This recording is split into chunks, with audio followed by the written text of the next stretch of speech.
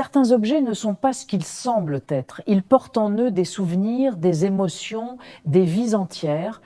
Et parfois, ils nous les murmurent. Je vois un train, une séparation, une promesse brisée. Il a attendu toute sa vie. La montre s'est arrêtée à 16h47, le jour où il a su qu'elle ne reviendrait pas. Et ce qu'on appelle la psychométrie, la capacité à percevoir la histoire de un objet par le simple toucher.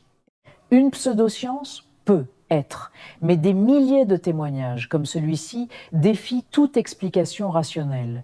La science conventionnelle rejette la psychométrie, faute de preuves. Pourtant, la psychologie nous apprend que les objets peuvent déclencher des émotions intenses. Pensez à cette peluche d'enfance ou à la bague de votre grand-mère.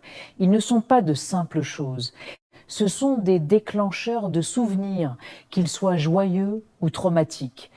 Une étude récente a même montré que perdre un objet chargé d'émotions peut provoquer un sentiment d'amputation psychologique. C'est comme si une partie de nous disparaissait avec lui. Alors, et si ces objets n'étaient finalement que des miroirs de notre inconscient ? Des experts ont mené des expériences fascinantes. Des volontaires touchent des objets sans en connaître l'origine et décrivent ce qu'ils ressentent.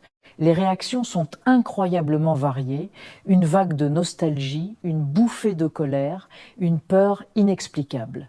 Un simple peigne peut soudainement évoquer une scène de conflit familial. Les neurosciences expliquent que notre cerveau associe les objets à des émotions, souvent sans qu'on en ait conscience.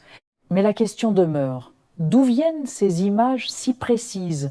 De notre imagination ou de l'objet lui-même? Si tu lis cette lettre, c'est que je ne suis plus là. Garde cette montre. Elle te rappellera que le temps ne guérit pas tout, mais qu'il porte nos souvenirs. Des chercheurs comme Renaud Evrard explorent depuis plus de 150 ans ces frontières floues entre la psychologie et le paranormal. Et si les objets n'étaient pas si inertes? Et s'ils interagissaient secrètement avec notre esprit? Et vous, quel objet autour de vous porte une mémoire secrète? La prochaine fois que vous toucherez un objet ancien, écoutez.